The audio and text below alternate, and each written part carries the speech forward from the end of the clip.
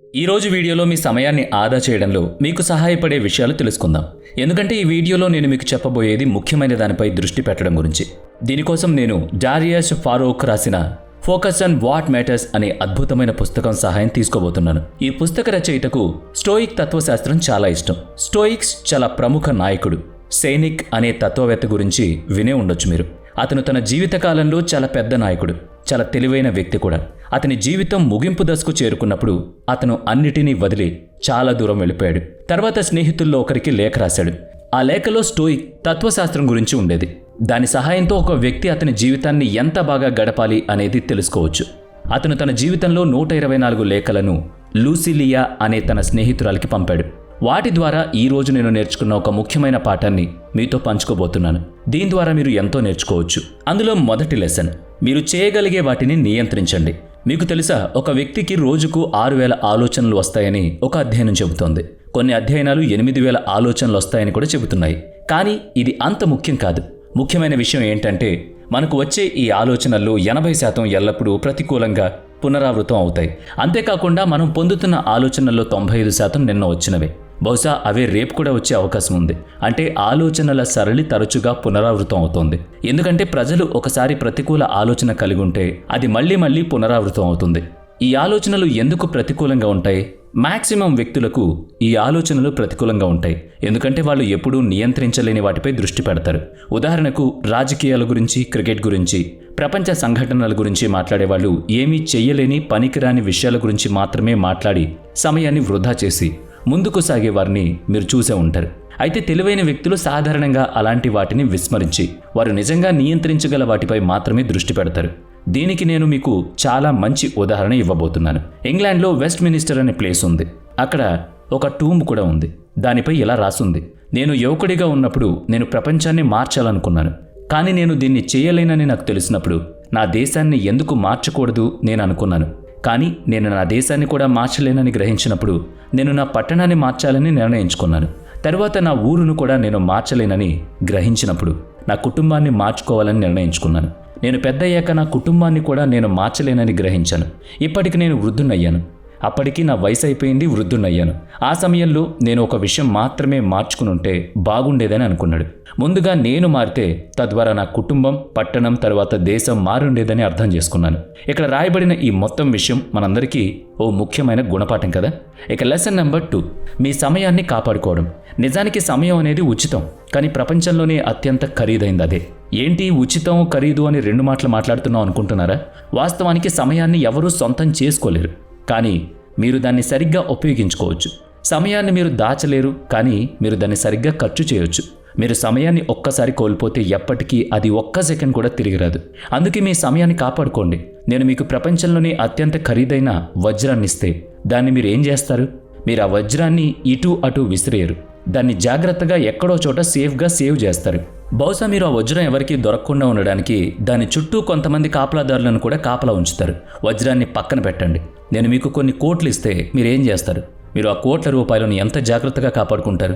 దురదృష్టవశాత్తు డబ్బు మరియు వజ్రం కంటే ముఖ్యమైన విషయం మన సమయం. ఇది అమూల్యమైంది. మనం దాన్ని వృధా చేస్తూ ఉంటాం.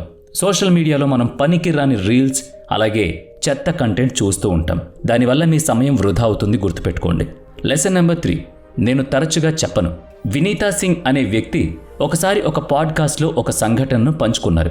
ఆమె ఒకసారి గోవాకు ఒక కార్యక్రమానికి వెళ్ళినప్పుడు చాలామంది వచ్చి తన ఫోటోలను క్లిక్ చేస్తూ ఉన్నారట. ఆ సమయంలో ఆమె తన 2 కుమారులతో అక్కడ ఉన్నారు. అక్కడ వాళ్ళు ఫోటోలు క్లిక్ చేయడంలో చాలా సమయం తీసుకున్నారు. నిజానికి వాళ్ళు వెళ్ళిందేమో పిల్లలతో కలిసి ఎంజాయ్ చేయడానికి. కాబట్టి వినీత కొన్ని ఫోటోలు క్లిక్ చేసిన తర్వాత, నేను 1, 2, 3 అని లెక్క పెడతాను, మనం ముగ్గురం ఇక్కడి నుంచి పరిగెత్తాలి అని తన పిల్లలతో చెప్పింది. ఇలా చేయడం వల్ల వాళ్ళ ఫొటోస్ నుంచి తప్పించుకోవచ్చు అని అనుకున్నారు. అనుకున్న విధంగానే వాళ్ళు పరిగెత్తడం మొదలుపెట్టారు.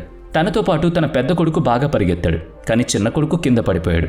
అతను పడిపోయినప్పుడు వాళ్ళు వెనక్కి తిరిగి వెళ్లాల్సి వచ్చింది. వాళ్ళు అక్కడికి తిరిగి వెళ్ళినప్పుడు వాళ్ళ పెద్ద కొడుకు, అమ్మా నీకు ఫోటో ఇవ్వాలని లేకపోతే నువ్వు వాళ్ళకి ఎందుకు డైరెక్ట్గా నో చెప్పలేవు అని అడిగాడు. వినీత, ఆ రోజు నా బిడ్డ నాకు చాలా ముఖ్యమైన పాఠాన్ని గుర్తు చేశాడు అని అంటూ కొన్నిసార్లు నో చెప్పడం ఎలాగో వివరించింది. చాలా వరకు ప్రజలు తమ జీవితంలో క్రమశిక్షణను సాధించలేకపోతున్నారు. వాళ్ళు నిజంగా దృష్టి పెట్టాల్సిన పని ఏంటో తెలుసుకోలేకపోతున్నారు. ఎందుకంటే వారిలో క్రమశిక్షణ లేదు. క్రమశిక్షణ లేకపోవడానికి ఒక పెద్ద కారణం మనకి ప్రజలకు నో చెప్పడం రాకపోవడం.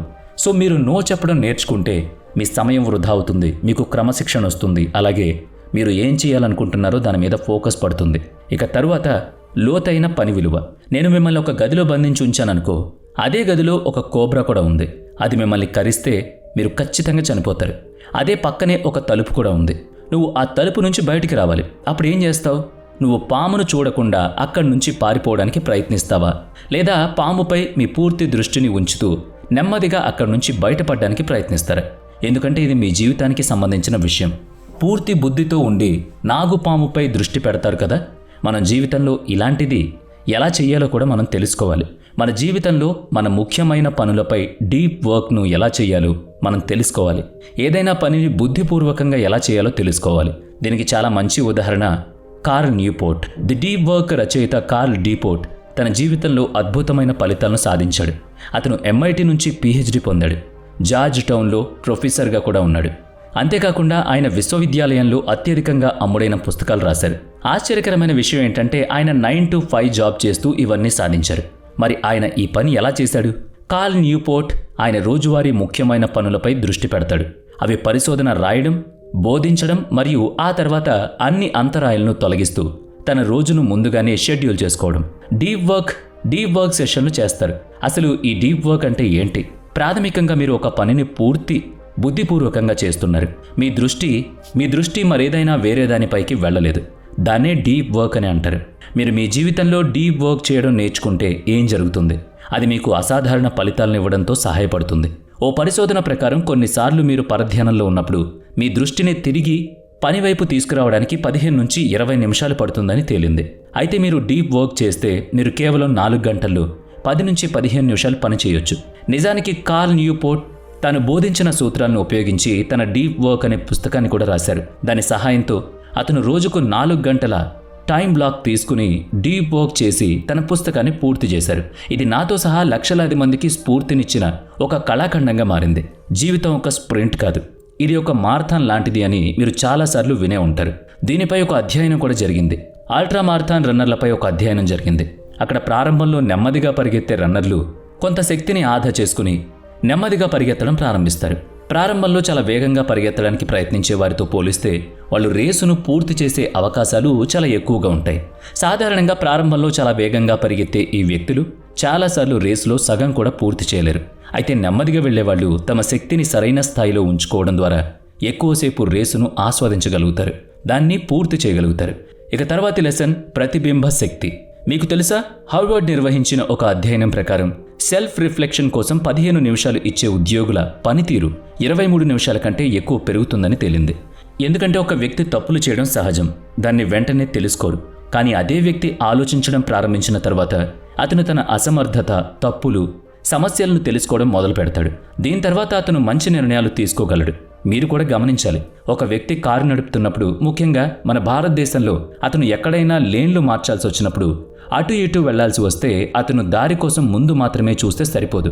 ఏదైనా వాహనం వెనక నుంచి వస్తుందో లేదో కూడా చూసుకోవాలి. ఇదంతా క్లారిటీగా మెయింటైన్ చేయగలిగితే మన జీవితం సజావుగా ఉంటుంది. ఇక నెక్స్ట్ వన్, పరిపూర్ణతపై కాదు పురోగతిపై దృష్టి పెట్టండి. ఈ పుస్తకంలో తదుపరి పాఠం పురోగతి గురించి. చాలామందికి పరిపూర్ణత అనే దోషం ఉంటుంది.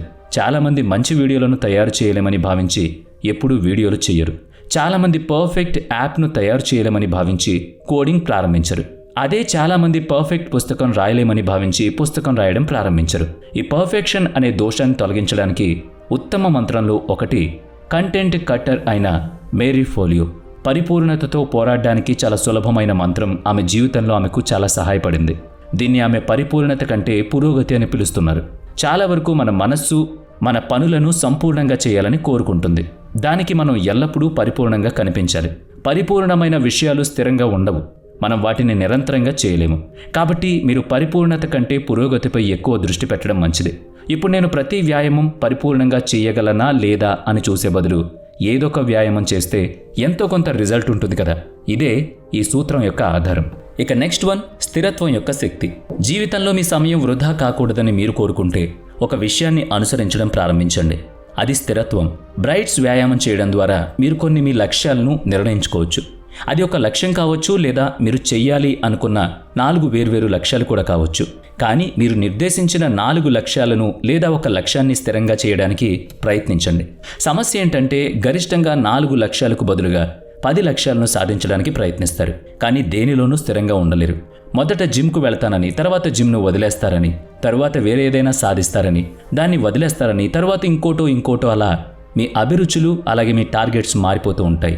అది మంచిది కాదు. ఒకే ఒక్క పని చేయడం మరియు స్థిరంగా ఆ పనిని పూర్తి చేయడం మిమ్మల్ని ముందుకు తీసుకువెళ్ళడానికి ఉపయోగపడుతుంది. అలాగే మీ స్థిరత్వాన్ని కొనసాగిస్తే ఖచ్చితంగా జీవితంలో మీరు అనుకున్నది సాధించగలుగుతారు.